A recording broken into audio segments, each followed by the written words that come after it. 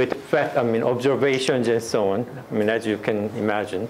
And you also have to learn a lot about jargons in a given field. And what I will do instead is to do some basic tutorial of how to use equations for modeling biological processes. So for that, I chose this example of pattern formation because it aligns with the theme of this Gen 4 school, which is about development. So I will spend maybe 15 minutes just to summarize these concepts of diffusion and reaction diffusion equation.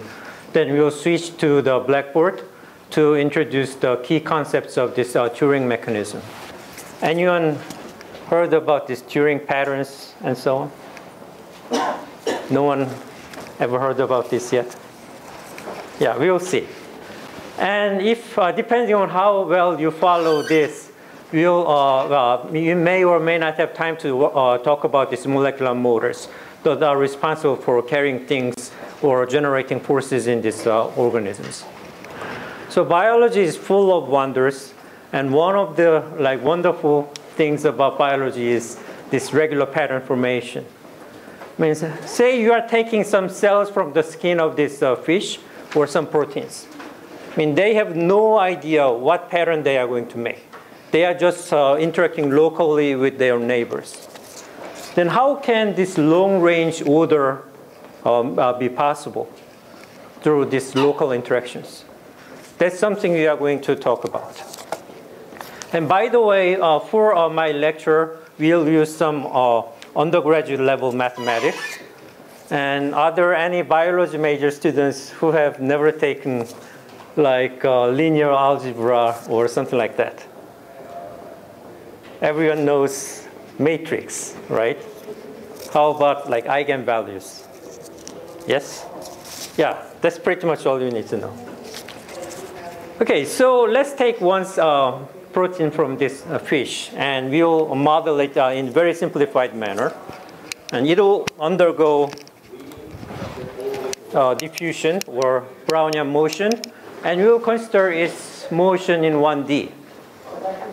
So it walks left and right with step size L and equal probability. So there's no bias in walking.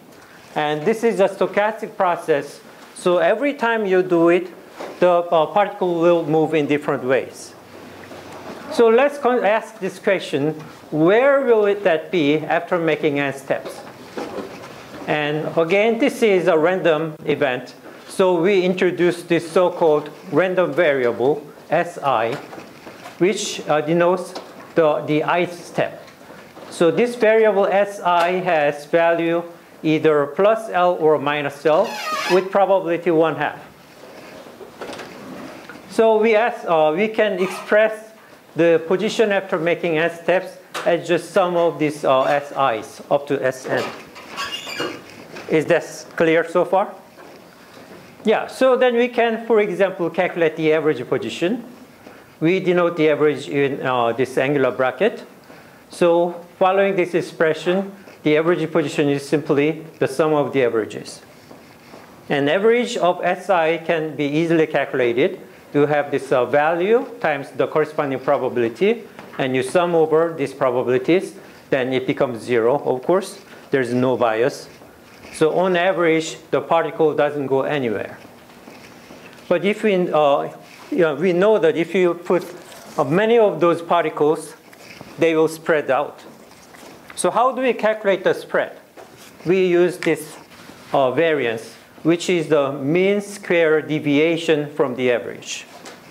You are all familiar with variance, right? Yeah, so in this case, the average position is 0. So the variance becomes simply the average of the square. And again, we use this random variable Si's and replace X with the sum of Si. Then we expand this product to get S1 squared, S2 squared, down to Sn squared. And we also have all these cross terms, S1, S2, S2, S3, and so on, which is this.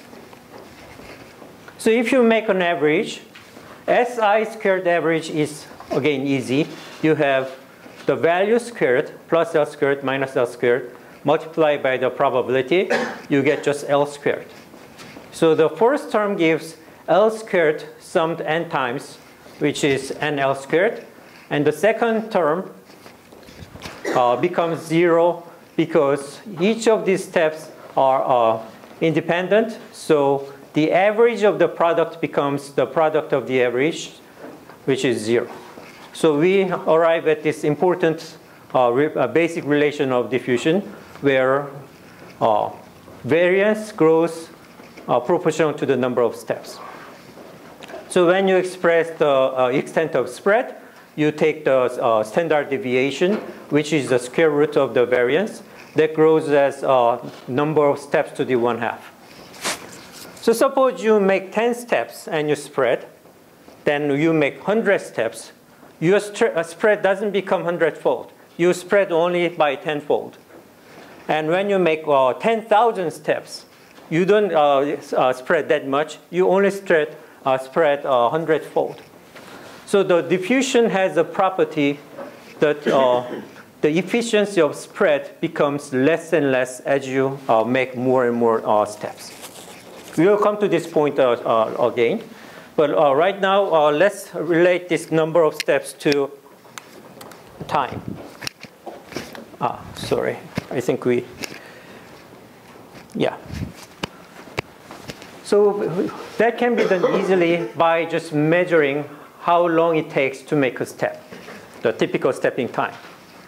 So you can have this relation that t is equal to number of steps times the stepping time. And I mean, if you work out the detail and the coefficients, you get this x squared average going as 2dt. And we'll use this extensively in appreciating some of the results later. So d is the diffusion coefficient. And from this relation, we know this dimension is meter squared divided by time. You just divide by time, then you get the diffusion coefficient. And diffusion coefficient also denotes this ratio between thermal energy and drag. So if there's more thermal kicks, the particle will diffuse more, which is proportional to the temperature. And if the viscosity of the medium is higher, then the thing is expected to diffuse less. So you have this ratio going up as the diffusion coefficient. And again, if you work out the detail, you get the coefficients like this for a spherical particle. And this is the famous Stokes-Einstein relation, which Jeff Fredberg mentioned yesterday. And physically, this step size and stepping time are related to the mean free path between these random collisions. And the time between the random collisions sometimes is called the correlation time in this Brownian motion. And note that when you go inside of the cell, the drag part becomes higher because of this macromolecular crowding. So when you measure the diffusion coefficient of your protein in solution, that's usually higher than the diffusion coefficient in the cellular environment. So because of that, it's harder to diffuse in the cell. And let's first of all compare diffusion with the advection. I mean, advection is a transport with constant velocity, usually by motor proteins. So the like x grows as v times t. So if you plot this delivery distance versus time, advection grows linearly in t, and diffusion grows square root of t because of this L squared going as d times t. So as you can see here, in short distances, diffusion is more efficient.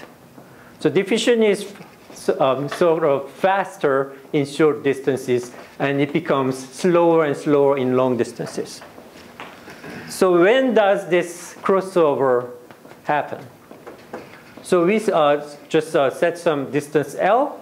Then time to diffuse this distance, we can express as L squared divided by d. I mean, you are going to ignore all these coefficients, like 2 or something. So this is a diffusion time. And we can analogously, likewise express the advection time, which is simply L divided by V. So this ratio between these two times, TD and TM, that becomes VL over D, is called the Peclet number. Have you heard of this number, Peclet number? Okay, so if this number is greater than 1, that means TD is greater than TM, so diffusion is less efficient. You can see the dependence. If the molar velocity is higher, then it's easier to have this diffusion less efficient. And if the direct coefficient is, diffusion coefficient is less, then this number grows. Then again, diffusion is less efficient. So if we take an example of a globular protein of size of 2 nanometers, then the crossover happens around the size of a cell. So for these small proteins, they don't really need motors to be carried over within this cell. But when you consider vesicles or larger cargoes, then this crossover distance becomes shorter, so they definitely need more proteins to be carried out. Especially when you talk about axons, neurons, and so on, they are centimeters in length. In that case, diffusion becomes hopeless. So you really need a motor. And this electron micrograph shows an axon, and this is the microtubule, and this is a vesicle, and you can see that there are motor proteins attached to this vesicle. Schematically drawn here. And by the way, any idea what these are? Microtubule is here, which is thicker than these filaments. They are actin filaments. What about the things that reach these actin filaments? Yeah, they are likely alpha actins. Okay, so motor proteins can carry cargos, but they can also generate diffusion-like behavior. Since there are many motors attached, some of them may walk to the right, some of them may walk to the left. So then this can become a tug of war. So there will be some times where these motors work, and another time these motors walk. So we can call this switching time between these two motors as tau m. Then this cargo basically does this diffusive motion, in an effective sense. And we can estimate the diffusion coefficient in the following way. Again, we'll use this L squared going as d times time. And now L is the distance of travel while one type of motor is engaged. So that becomes V times tau m. Vm is a motor velocity. So you can estimate that the diffusion coefficient in this case scales as motor speed times the switching time. Maybe some of you remember this violation of fluctuation dissipation theorem during yesterday's lecture, right? So in this case, diffusion coefficient doesn't follow Stokes-Einstein relation. It has a different scaling form. But details of this non-thermal behavior is not very well understood. But what this example shows is, although diffusion originally was conceived as from this thermal motion, it can be used for non-thermal motion, random motions, of motion of growth factors, proteins, and cells, and so on and so forth. Okay. So far, we just considered a single particle motion, and now let's move to multi-particle motion. Then, of course, we use this density to describe the motion. And from our everyday experience, we know that particles move from denser to sparser region. But actually, what I just said is a misnomer. Without bias, there is no motion. We have to really talk about this flux. So flux is the number of particles passing through a given point per unit time. And from this intuitive behavior, we can see that the flux should be proportional to minus of the concentration gradient, higher to lower density, negative. And we can write it in this compact form. Here, partial x means partial derivative relative to x. And this proportionality constant turns out to be the diffusion coefficient we introduced earlier. And this relation is called the Fick's law. Have you heard of Fick's law, right? Or no? Yes. Okay. So likewise, we can consider how the concentration depends on time. And if we consider this thin slice of thickness dx, there is an input of particles from the left with flux Jx, and like a particle leaving this region with flux Jx plus dx. So if these two fluxes are different, the concentration in this region can change. So mathematically, you write this as the partial derivative of c relative to t equal to the negative gradient of flux. And if you use this Fick's law, you arrive at this famous diffusion equation. Partial t of c is d times partial x squared c. And if this particle undergoes some chemical reaction, you just add reaction terms to the right-hand side of this equation, and that becomes a reaction diffusion equation. And more formally, it's called the Fokker-Planck equation. And there is even a book with the name Fokker-Planck equation. It's a very well-developed area. So before we switch to the blackboard, let's just work on one example of this one component system, generated at the source, and it diffuses out, and it's degraded with rate k. Then we can write this process in the following way. We have this diffusion equation, and you add the degradation term, minus kc. And after a long time, steady state profile is formed, and what we are interested in is how wide this region is. Then steady state means the thing doesn't depend on time anymore, so you set this time derivative equal to 0. Then the remaining equation just becomes a regular second order differential equation. So a function whose second derivative becomes itself with certain coefficient, that's an exponential function. So we have this profile, and we can even get this, this decay constant as the square root of the diffusion coefficient over this degradation rate k. And we can understand this relation even without solving this reaction diffusion equation by considering 1 over k as the average lifetime, right?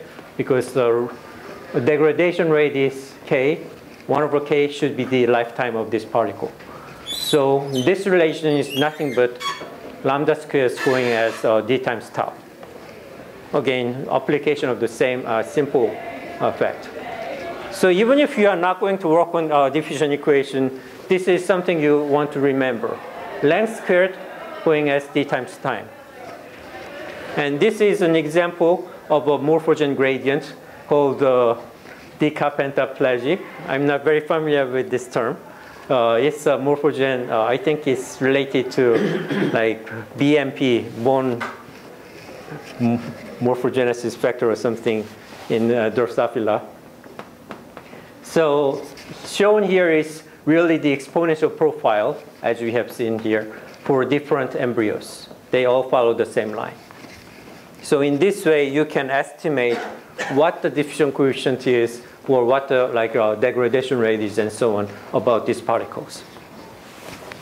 What about multi-component system? Right now, we just talked about a single diffusing species. So multi-component system, our tutorial begins. So the main idea of this Turing patterning is instability driven by diffusion. So otherwise, the system will stay stable.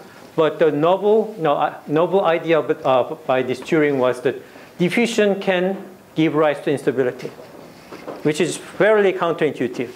And diffusion usually smoothes things out, but depending on the case, sometimes instability can be developed. So what's the condition for this instability? In one sentence, it's short-range deactivation, long-range inhibition. And we'll see what this, we mean by this now. Any questions so far? Okay. So let's go offline, and we'll move to the blackboard.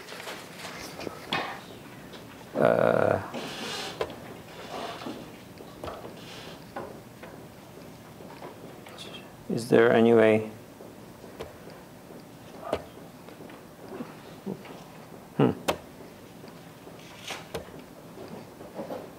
Okay.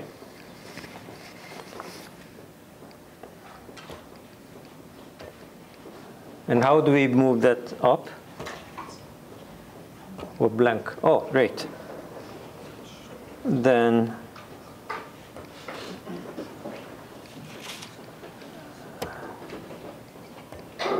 okay.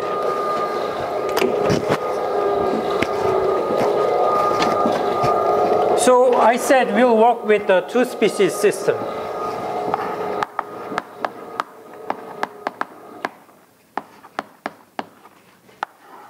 Can you all read this from the back? Okay. Then we write the reaction diffusion equation.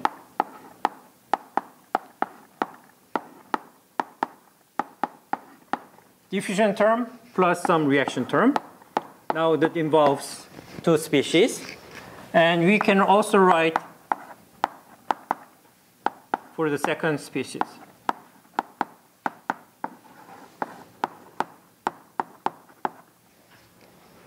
These two depend on the system or model.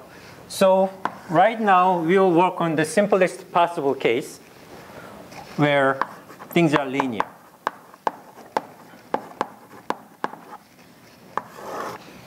So F C1 C2 is, let's write alpha 1 C1 minus beta 1 C2 plus gamma 1. And G C1 C2 is alpha 2 C1 minus beta 2 C2 minus gamma 2. So what do I mean by this equation? We can write it in more pictorial way. Here's species 1 and 2. 1 is created through this term and that term. So alpha 1 C1 is kind of a self-generating term. And there is an injection of particles with rate gamma 1. And 1 is eaten up by 2 through this term, which we use by this symbol. So it's called inhibition. And if we go to species 2, it eats up 1 and it grows with rate alpha 1, alpha 2. Then it decays with constant beta 2.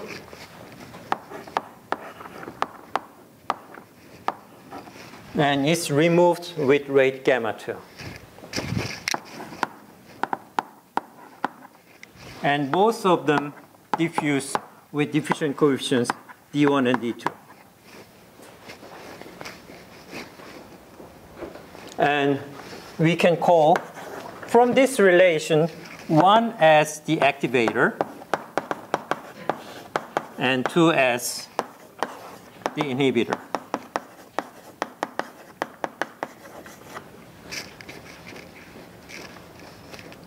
Fine so far? Okay, so we need to solve this. I mean, most of people, when they see equation like this, these days, they just feed this into MATLAB or something like that and just get the solution. I mean, that's good, but that doesn't tell you the insight about this system. So to develop insight, we need to use our hands. And that doesn't change over time. So now let's start to analyze this system. And because this looks fairly complex, we'll be a little more simple. So we first consider without diffusion and steady state. So without diffusion means D1 and D2 are set equal to 0. And steady state means the time derivatives are 0.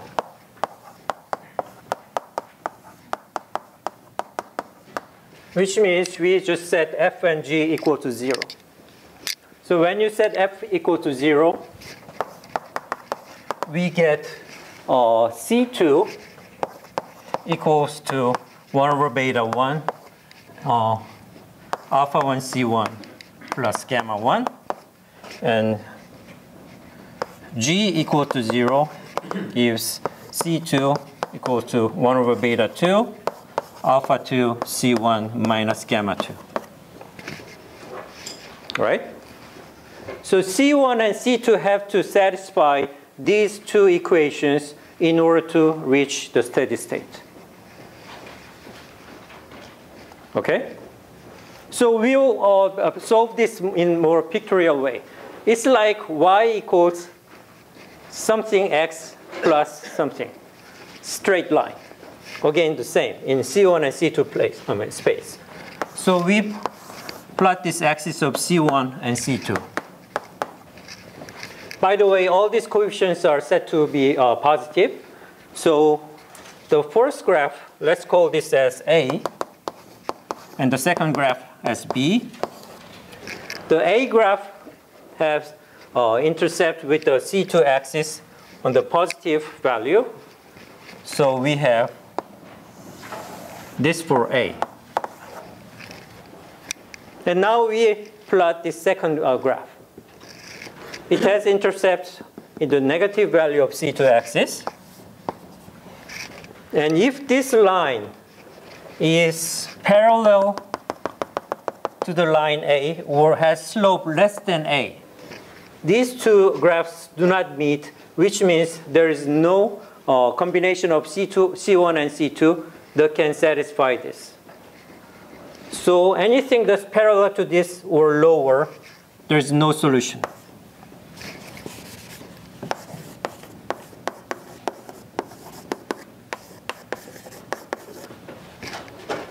Is this clear?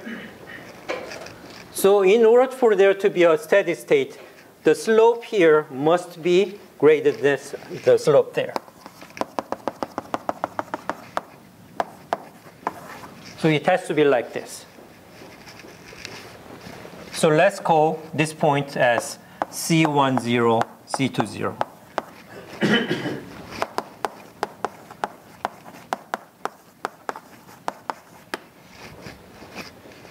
So we started out with this linear equation, but now we know one condition for steady state.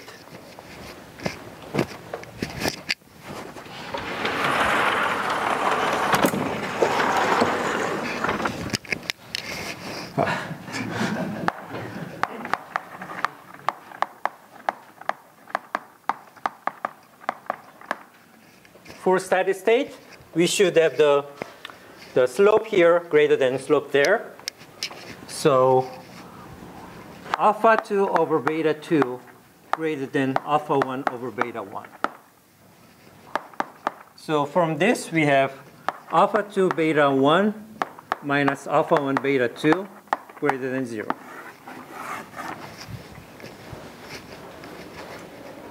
So that has to be satisfied to get that. But finding steady state is not the end of the story. I mean, when these particles, they can be morphogens or genes or whatever, when they start out at some point in this phase space, their initial concentrations are here. They have to be able to reach this steady state to establish a profile. So we need to find the condition for that. mean, they might just move away from this steady state. Then unless you start right at this point, you will never reach this point. So we'll analyze this sign of time derivatives here. Now D1 and D2 are 0 right now. So we'll draw this and see when, how this C1 and C2 behave. So along A, del T of C1 is 0. Along B, del T of C2 is 0. And suppose you are above this A. Then C2 is greater than what's necessary. So here, if C2 is too big, then F becomes negative, which means del T of C1 becomes negative. So above this line, del T of C1 is negative. That means you have decrease in C1. Below line A is the opposite. Del T of C1 is positive. Okay? How about across this line B? If you are above this B, then C2 is greater than what's necessary. So G is negative. So C2 decreases. If you are below line B, the opposite.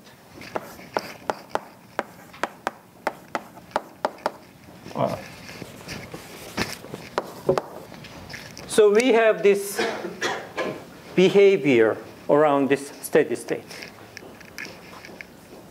Is that clear? Yeah, please stop me at any time if you feel something is not right or if you don't understand. So let's take an example. We have this, we have that. Suppose you started from this point, some arbitrary point. Here, C1 decreases, but you are below line B, so C2 increases. So you go like this over time. And if you reach this point, C2 doesn't change, but C1 still decreases, so you move out.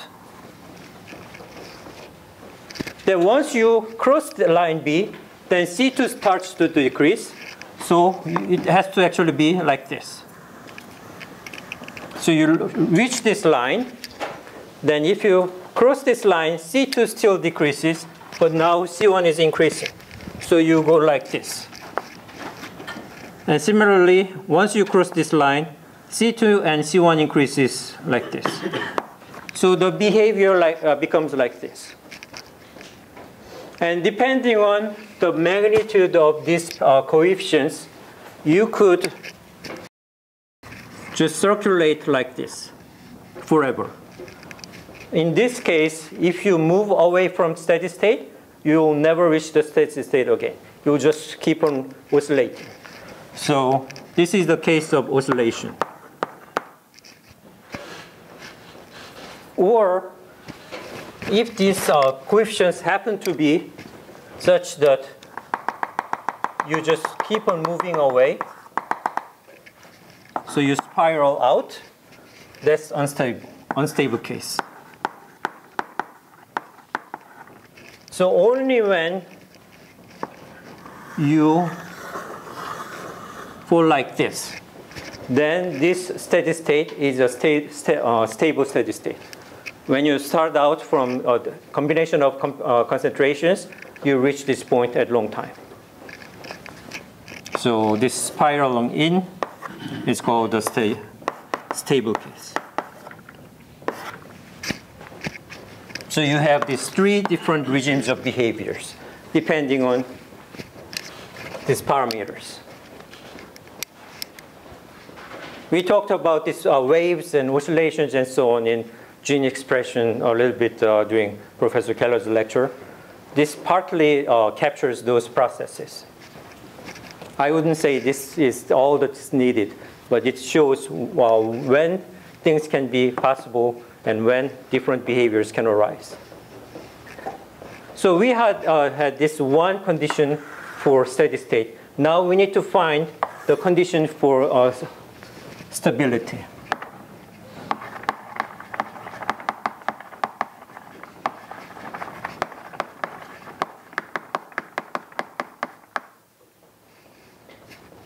So what we can do to study this stability is we move away a little bit from this steady state and see if we just keep moving away or if we return back to the steady state.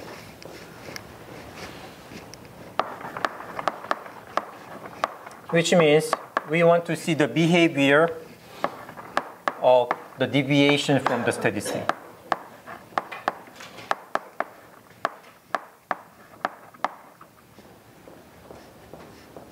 If this delta C1 and delta C2 keeps on growing, then the solution is unstable. Okay? So let's take the time derivative. That is just del T of C1 minus del T of C2, C1, 0. And what is del T of C1, 0?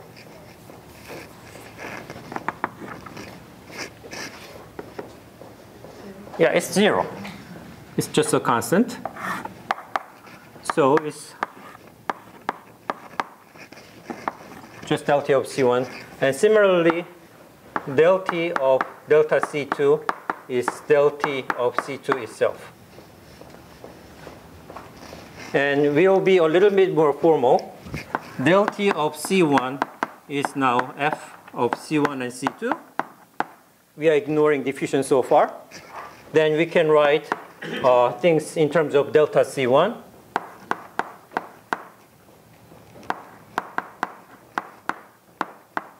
C2, 0.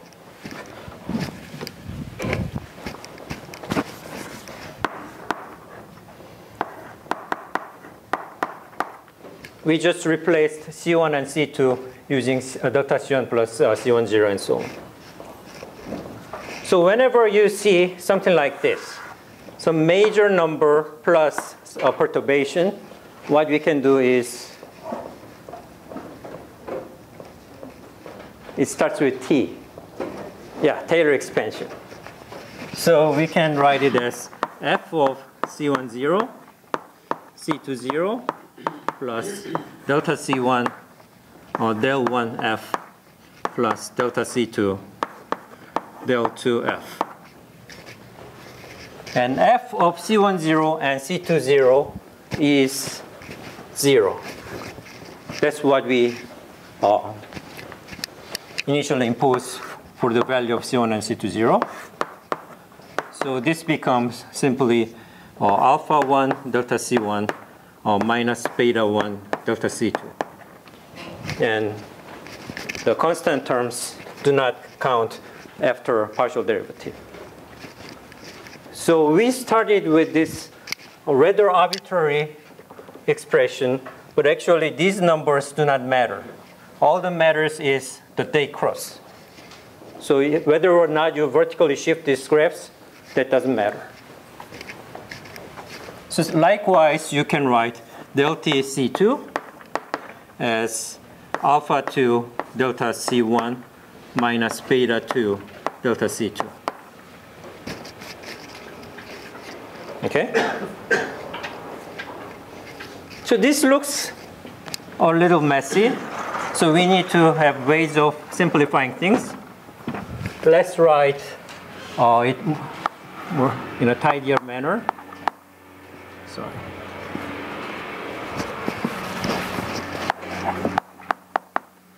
Alpha 1 delta C1 minus beta 1 delta C2.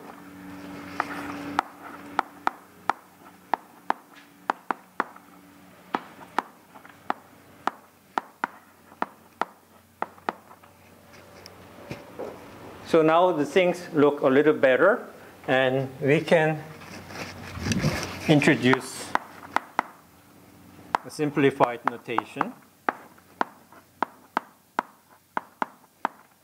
W as a column vector of delta C1 and delta C2. Then we can write the whole equation like this. Time derivative of this vector W is a matrix times W. Have you ever seen things like this before? Okay, great. So what is A? It's a 2 by 2 matrix. It's just these coefficients. Alpha 1 minus beta 1, alpha 2 minus beta 2. Okay?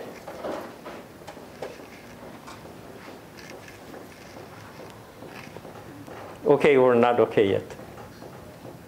Okay. So you have something that looks like y dot is ay. This has the same form as that. Then what's the solution?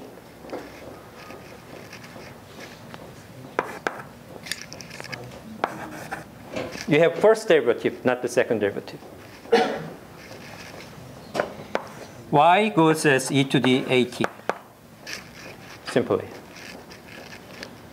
So following this analogy, I'm not going to work on details of this matrix, but we can say W grows as e to the some number times t. And any guess of what this number should be?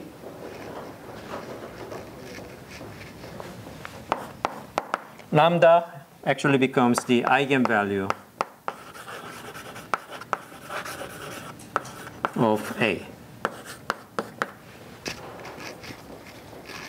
I mean, that's what I asked this at the beginning. So we just need to solve the eigenvalue equation, then you can see the time dependence. So let's solve the eigenvalue equation.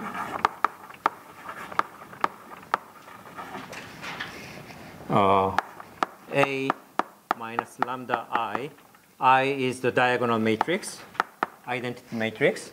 That has to be 0 in determinant. So we have alpha 1 minus lambda minus beta 1, alpha 2 minus beta 2 minus lambda equals to 0. So let's write that. We have multiplied this, subtract that. So we have lambda minus alpha 1, lambda plus beta 2, plus alpha 2 beta 1 equal to 0. So you expand this, lambda squared plus beta 2 minus alpha 1, lambda plus alpha 2 beta 1 minus alpha 1 beta 2 equal to 0. And this is in the form lambda squared is equal to p lambda plus q.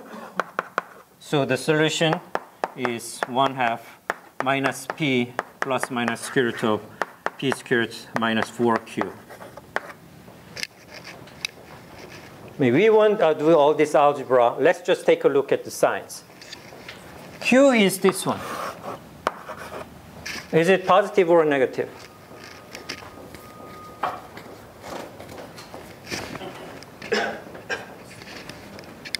We got this for the condition for steady state. So Q has to be positive in order for there to be a steady state. So you have p squared minus a positive number. So the whole thing is less than p in terms of magnitude. So lambda becomes negative p plus minus a number that's less than this one. So in order for this equation to be stable, all eigenvalues of lambda has to be less than 0.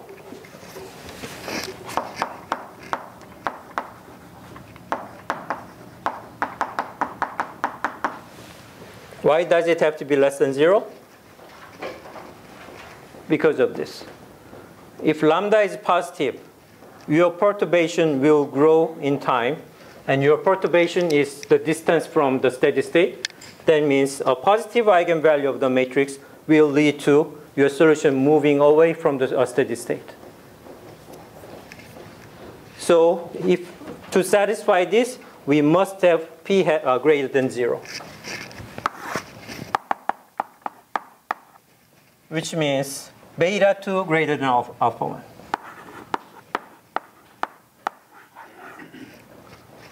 So we are deriving very general conditions for steady state and stability. And although we started with linear cases, when we expand, Taylor expand f and g, actually we don't need to have these to be linear functions. All that we need is the first derivative and their coefficients. That's why this linear approximation is good for studying this instability, at least. So we can be more complex, actually. But these lessons or conditions apply in general. So having worked out this, let's move on to the case with diffusion. And now we don't need to work out things like this.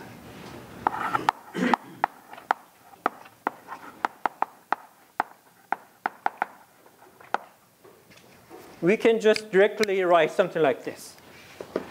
So we write del T of W equal to A times W plus D matrix W with the matrix D given by D1, 0, 0, D2. Does that make sense? And there has to be double prime.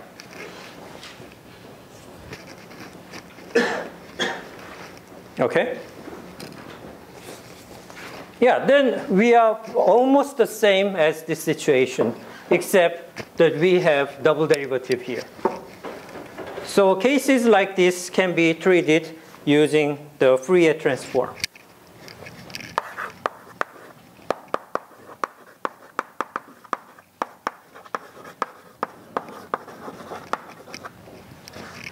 So WK is integration of dx e to the ikx times wx. And actually there is time dependence too. So if you apply Fourier transform here, this equation becomes del T of WK equals AW. And again, I'll skip a little bit of detail in integrating this double derivative. Basically, the double derivative brings this ik twice. So we have ik squared, which becomes actually minus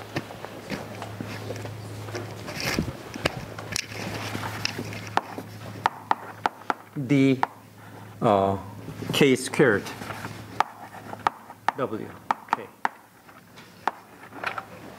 So now we have in the Fourier space the same expression like before, except we have different matrix in front.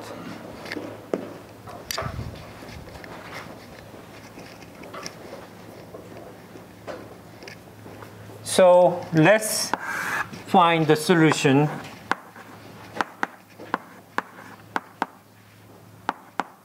of this form. Again, lambda is the eigenvalue of this matrix now. So this matrix is like this minus d1, d2 k squared.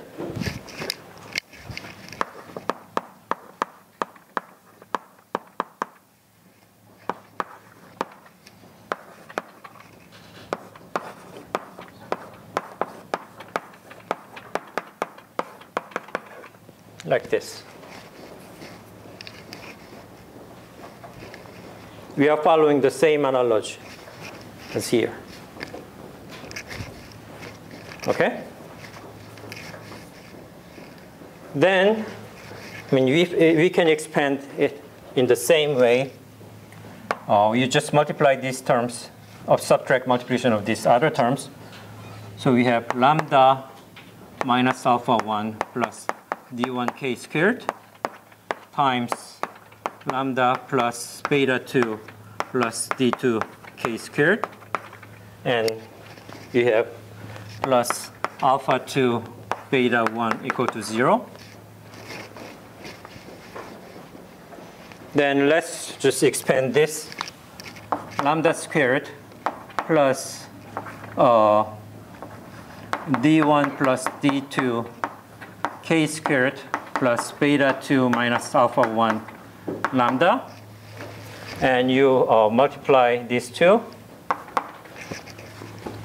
d1, d2, k fourth, and d1 beta 2 minus d2 alpha 1 k squared plus alpha 2 beta 1 minus alpha 1 beta 2 equal to 0.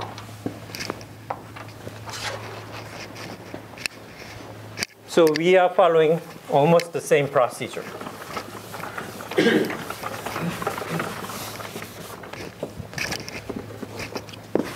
As here. So we write that in the form of lambda squared is p prime lambda plus q prime equals 0. And again, the solution is 1/2 minus p prime plus minus square root of p prime squared minus 4q prime. And without d1 and d2, we said we are in the stable case.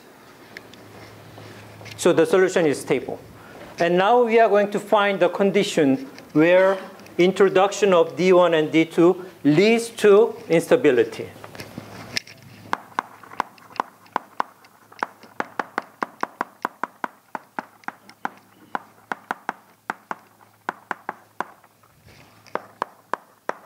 If this eigenvalue is greater than 0, then we have exponential growth of solution away from the steady state. So this is a condition where instability can happen. So again, let's just take the sign of these things. So Q is given here, alpha 2 beta 1 minus alpha 1 beta 2. And yeah, we have all these stuffs. So let's see. K squared.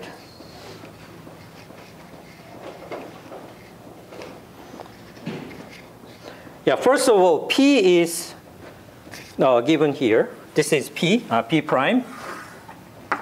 And that's Q prime. And here, the first term is positive. The second term is also positive because of this condition. So P prime is always positive. Let's go to Q prime. This term is positive. Those terms, that term is also positive because of this steady state condition. And the only thing where the Q can change time, the sign is here. But if we have P prime less than 0, the only way where lambda can be positive is this number to be greater than that. So does that mean Q positive or negative? Q prime. It has to be negative to be greater than this one. So in Q prime, the only place where sign can change is this. So we must have d1 beta 2 less than d2 alpha 1. But we learned that beta 2 has to be greater than alpha 1. So the only way this can be satisfied is by having the inhibitor diffusing faster than the activator. That's what we mean by short-range activation, long-range inhibition. inhibitors can diffuse faster than they can inhibit growth of the activator.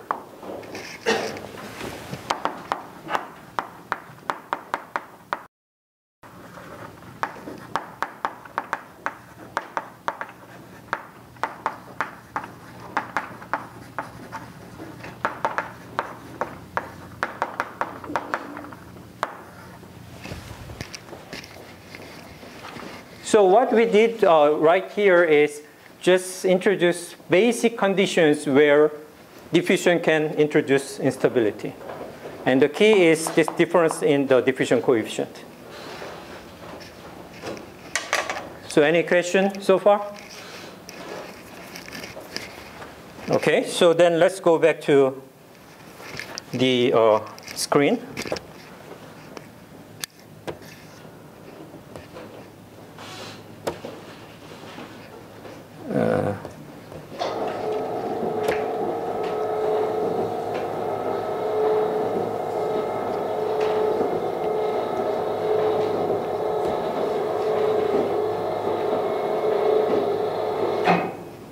Okay.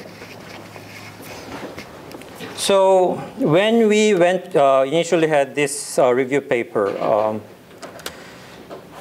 this fish and so on. That paper has a supplementary information, which is a Java simulation.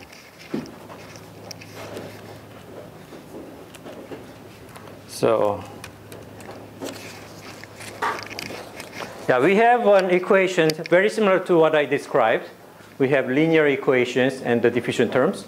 And if we start with completely homogeneous case, then diffusion won't work. So in that case, if you run the simulator, the simulator just integrates this equation. You have this oscillatory behavior leading to a steady state, which is what we drew on this C1, C2 phase space. So you have this stable and steady state. But if you have random distribution of this activator and inhibitor, then over time, instability develops and you start to form these patterns. Note that they have no idea of what pattern they form. They just interact locally, but still patterns can emerge by some subtle choice of parameters. So let's say we have an initial condition like this. You run it. Then this wave propagates and the profiles start to form. We are using exactly the same equation. We just have different initial condition. And we said D2 has to be greater than D1. D2 is here, 0.5. D1 is 0.02. And let's change that and see what happens. Clear? Let's say we make this as points like 8. Maybe it's too small. Maybe it's too big. Let's see what happens. So now we have this initial condition. Run it. Oh, the inhibitors are diffusing too fast, so nothing much is propagating. So we have to reduce the number.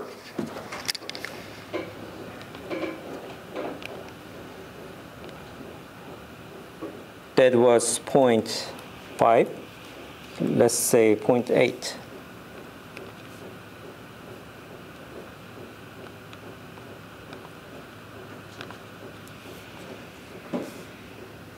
Yeah.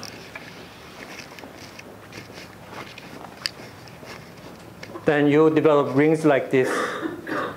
And if you notice, the size of this ring became wider than the previous case. And so on and so forth. And another condition we imposed was beta 2 greater than beta 1, which is down there. So here what corresponds to beta 2 is like this beta 1, I think, is like that. So we can control this and see what happens.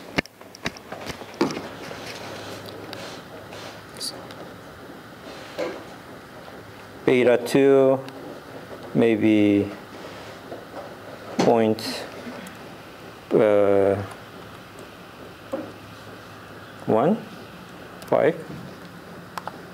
Let's see what happens.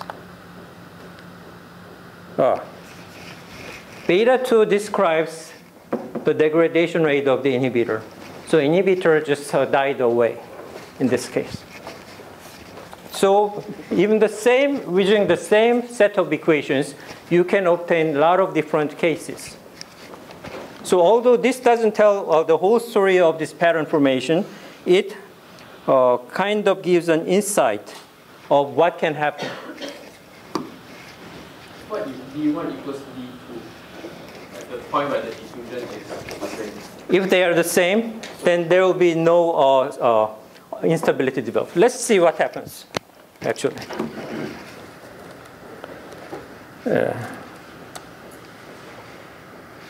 So D1 was 0.02. D2, let's make this one 0.5. And you do this.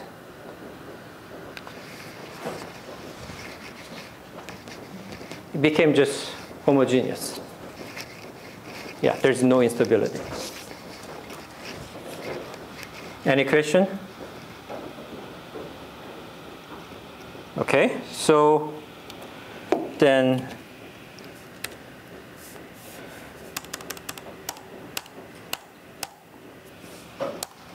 we can have now two choices of what we'll do now. We can just stop here and do like question and answers, or we can go like maybe 10 minutes more to talk about these motors. What do you want? Motor? Motor? Okay. So maybe that's a good choice. So this is a figure I drew actually for a review paper I wrote with Matt Lang. And I drew things to the same scale. So these are actually relatively the right size in the cell. What this shows is a collection of motors, nucleic acid bound motors, polypeptide bound motors, and cytoskeletal motors. And these are the corresponding tracks. They vary greatly in terms of their sequences or families and so on, but they must have evolved under one physical constraint. They should be able to attach to one of these tracks, and they need to generate force and they move. So what design principle must be there to generate this direction of motion?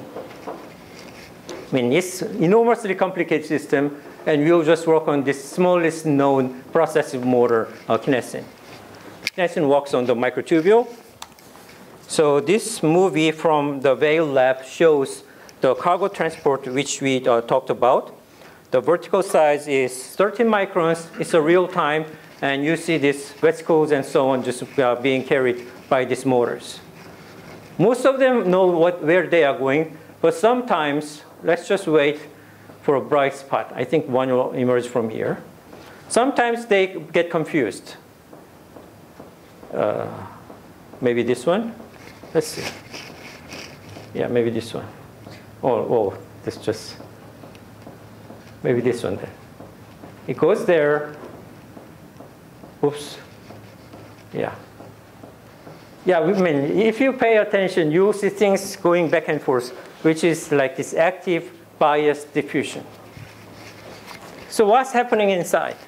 So another case is this cell division.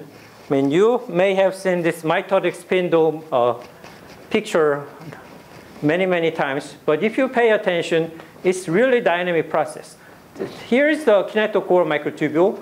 They don't just get stably attached to this microtubule organizing center. They constantly detach and attach, which is organized again by these kinesin motors and some other motors as well. So below this movement, there are all these motors at work. And here I'll just compare these two types of kinesins. Kinesin 1 is this microtubule plus end directed motor. it walks processively, which means it walks hundreds of steps on microtubule before detachment. So it's good for transporting cargoes. Works as a solo motor. Kinesin 14 that includes this NCD motor is oppositely directed, microtubule minus N directed, and after making one step, it detaches.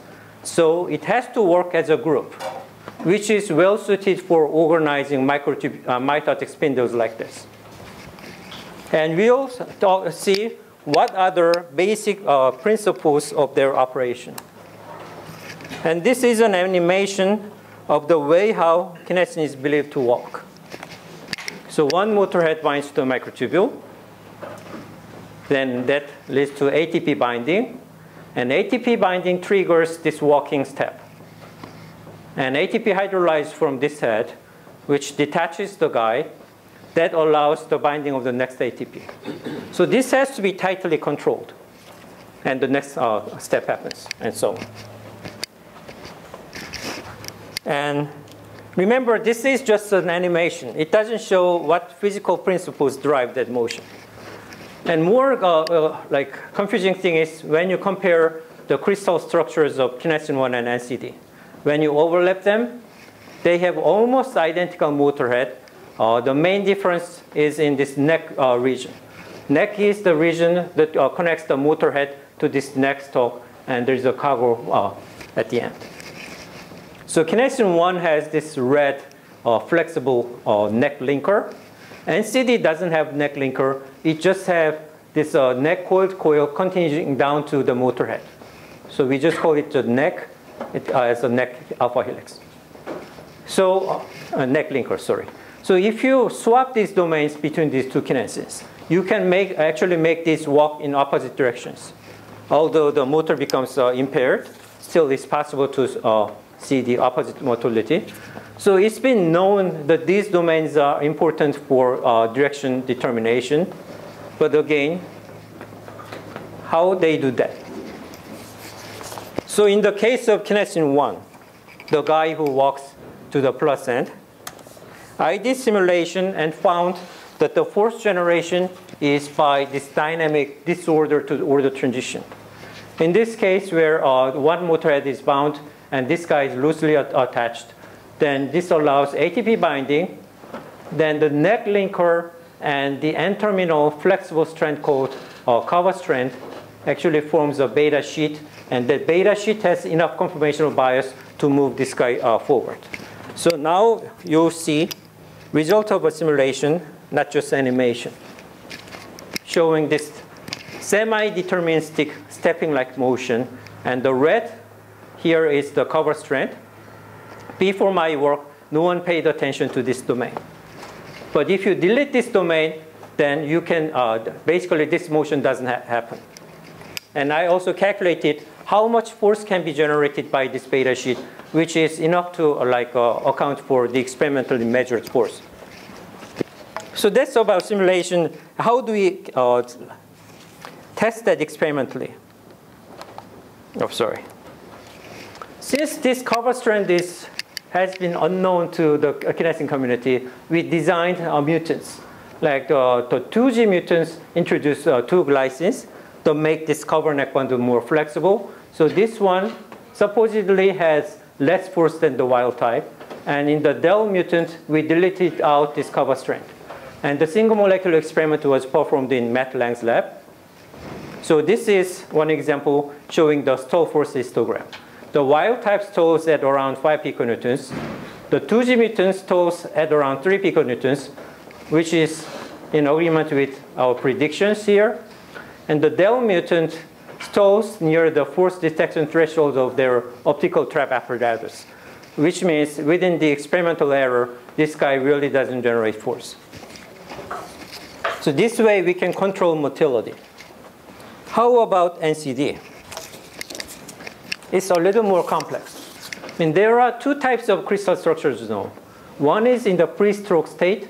One is in the post-stroke state of the neck. So the neck does this lever arm-like motion, but nothing much is known in between. That's where simulations can fill in. So I'm just going to show you one simulation trajectory. of the neck moving from post to pre to post stroke position. And note that this is not the way how entities actually move. It cannot be this smooth. The actual motion will be very like random and thermally agitated. And what we show from the simulation is the possible minimum free energy path, the most likely path where entities will make a stepping. So what else can you get from simulations like that? First of all, we find the neck motion is not just smooth swing. It makes this series of intermediate contacts. This is a list of contacts. This is the distance of travel from the pre-stroke position. So there is an intermediate context. So the neck motion is not just diffusion, it's a guided diffusion. As the neck moves, the motor head holds the neck all through this travel. And why would that be necessary? Remember, these guys have to walk against load. If this motion is just pure swing, if there is a load, this guy won't move. But if there's an intermediate contact, then by thermal fluctuation, you have a little bit of motion is held, and so on. So then you can work against the load. So that's like an efficient design strategy. And another interesting point was when we measured this free energy change for the forward and reverse motion. When you go this way or that way, the free energy change actually is different, meaning that this guy is showing energetic hysteresis. So why is hysteresis needed? I mean, note that this guy is working in out of equilibrium. So if this neck moves just in the equal way, there won't be any directionality. But by using this hysteresis and by using ATP, you can pretty much rectify its motion in one direction. So if you combine this guided diffusion and hysteresis, you can generate a directional motion. So although we just studied two families of kinesin, we learned some fundamental pictures, like disorder to order transition. I mean, before people just try to look at the crystal structure, which is a static snapshot, and try to figure out how force is generated, which is not possible because it lies in the motion itself. So this dynamic disorder to order transition, or this guided diffusion and hysteresis. I mean, these are the basic concepts we developed, and I think they are applicable when we analyze other types of motor proteins. They have to have such components in their dynamics, which we can look for now. Any question? Okay, so I will just close by citing some of the statements that Alan Turing made in his seminal paper. By the way, this year is the 100th anniversary of Alan Turing's birth. So I think it's a nice time to honor his pioneering contribution. I mean, these days, people use a reaction diffusion equation really too much beyond what they can be applied, which Professor Keller mentioned. And modelers just use whatever they think is right. But you have to be very careful, which Alan Turing was. So he knew that this is not a simple problem. You have physical laws. You have combination of biology, mathematics, and chemistry, and so on. So we are dealing with truly multidisciplinary problem. You can't just answer one question by working on one area. And down the line, he also knew the importance of mechanics. But at that time, they didn't have enough experiments and enough computational power. So he just set this aside, and he just focused on the chemical basis. But sometimes when a theory becomes effective, people forget about what the initiator did thought, and they just apply the results blindly. So you have to be careful about using equations. And this is another amazing part. Remember, note that this is 60 years ago. He was talking about the potential help of digital computer. And nowadays, you really have the power, and we can address a lot of questions at the molecular level. These themes. So finally, there are some references. I mean, I guess you'll get this slide. And these two are nice review papers about this mechanics in morphogenesis, or this reaction diffusion approach. This is a thick book. You may not have enough time to read this book, but this book is really resourceful when you deal with a reaction diffusion equation. The next two books are very challenging books, but they are like gold standards in understanding stochastic processes, which biology is. So, I mean, I suggest, I mean, if you have the motivation, I suggest you to read this in your spare time. It will take maybe years to understand these books, but it's worthwhile effort. Okay, I'll stop now, and if you have any questions, I'll be happy to answer.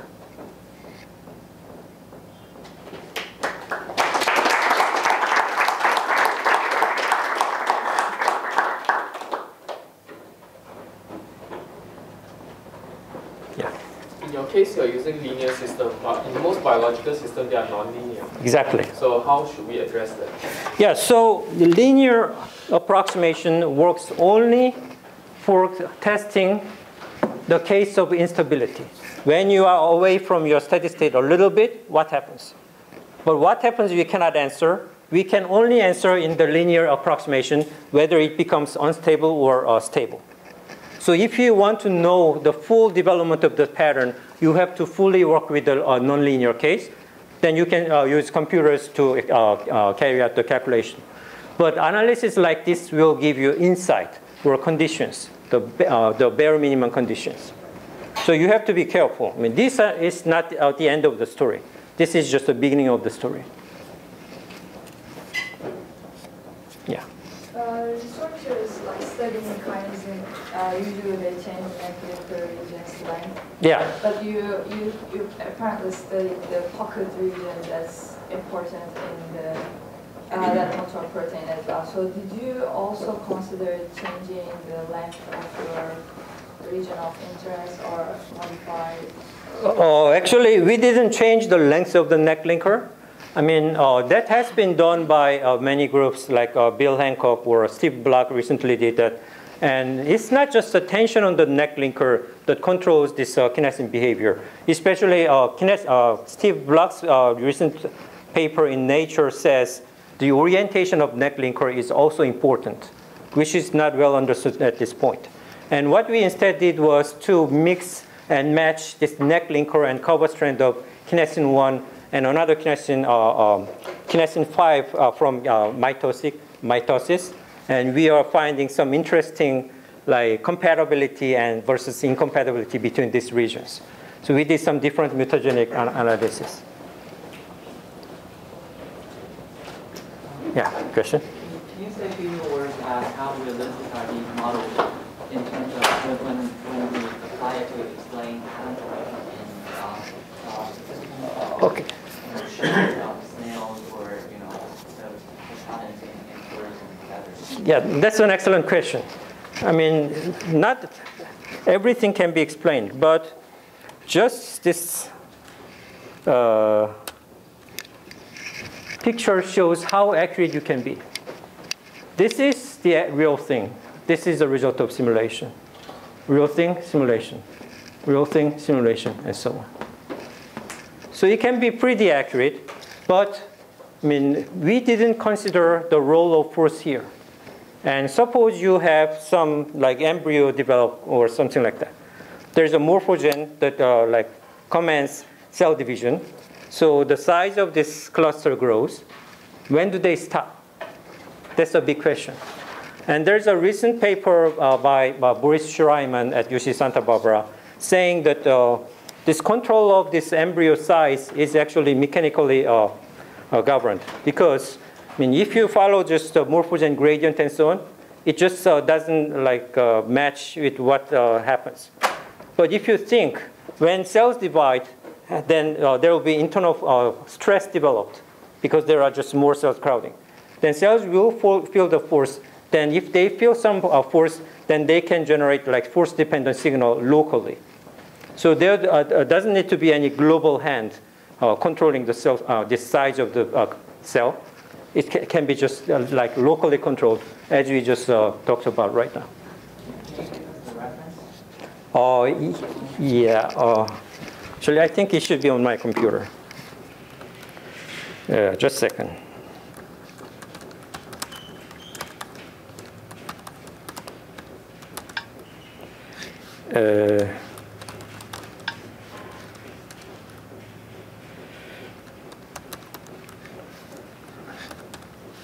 Well, I don't know. So, yeah, it's by Boris Schreiman. I'm not sure if there is another N or not. It's PNAS in 2000 something, maybe 2010 something. Yeah, it's at UC Santa Barbara. And mechanical force is actually a very good signal for controlling this whole thing. Because when you secrete signaling molecules, they have to, diffuse or they have to get carried out. But mechanical signal, they propagate at the speed of the sound in the tissue. So you can get very quick distribution of signals by force. Yeah. So when you show the examples of the simulation, yeah, I see depending on the conditions of the parameters, you can generate the patterns. Yeah. But it all depends on the initial condition, actually. Also depends on the initial condition, So yes. I'm just wondering, when they actually simulated the patterns from the real cases, Yeah. I mean, it really depends on how they start, like where they start from the initial conditions. I'm just wondering.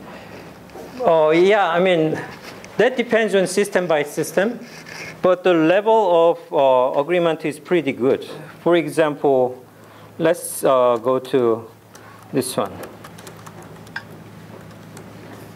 So they had this example of zebrafish like stripes. So they, I think, ablated some region and showed how they heal. And this is the simulation. So I mean, your initial condition can match your experimental condition. And you get some estimate of this diffusion coefficient and so on. Then you basically get similar behavior of these pigment cells. So that's from the condition where there is already some kind of pattern and it's kind of recovery pattern. Yeah, so in this case it was recovery. But I mean, you can be, on simulation, you can be totally arbitrary, of course. And depending on, and also another thing is this boundary condition. So when you think about this animal, their topology is like you have these limbs and so on, like tubular manner. So if you put the right boundary condition, you can generate anywhere from like leopard spots to this coloring of panda. So it depends on just boundary condition and the parameters and so on. So actually, it's an interesting remark in this paper. They talk about this possible activator-inhibitor interaction in genes. We talked about this nodal and lefty and so on. So this is activator, that's inhibitor. And this is interesting. Note that the involvement of the reaction diffusion mechanism in some of the phenomena above has not been fully accepted by experimental researchers. So it's still under debate. Yeah. You said the movement of the motor proteins was guided by diffusion. Are there any other things that can assist or just change the movement in any way? Oh yeah, so there are two main pictures. One is called power stroke. I'll just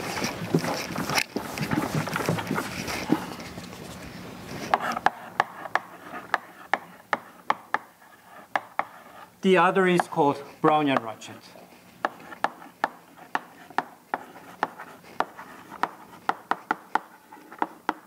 what I mentioned about this guided diffusion falls more in the category of Brownian ratchet. You have diffusion held by intermediate ratchets to direct the movement. How about power stroke?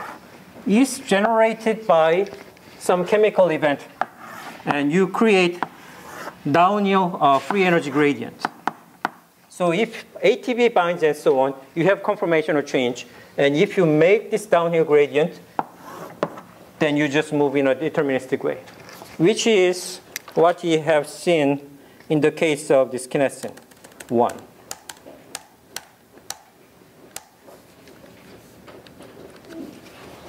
So in this case, we cannot say this is like a ratchet-like mechanism. It's more like power stroke-like mechanism.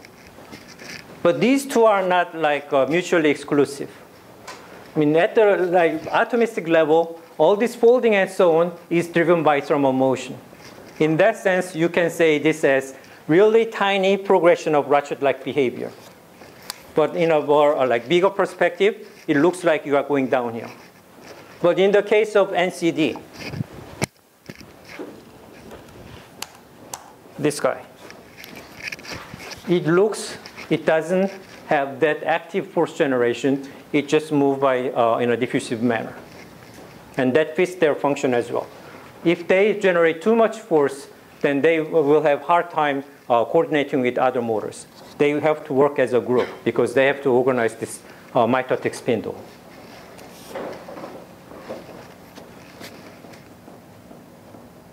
Other questions? The timing is good one because it Okay. looks like it's lunchtime. Okay, great. Thank you.